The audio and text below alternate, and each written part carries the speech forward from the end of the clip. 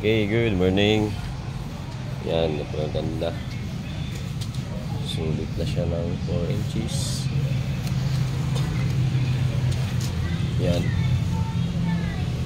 So, ganda. Ayos. Yan.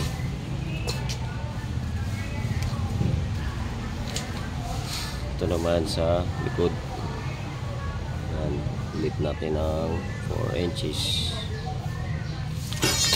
Ayos. Yan.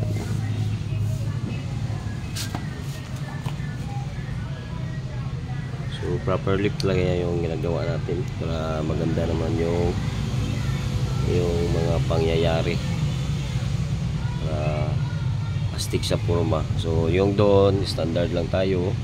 So dito tayo nag-lift para yung doon kasi old design na yun. So dito talaga yung maganda. Yan, kung nakikita nyo, yan talaga yung the best. So yan.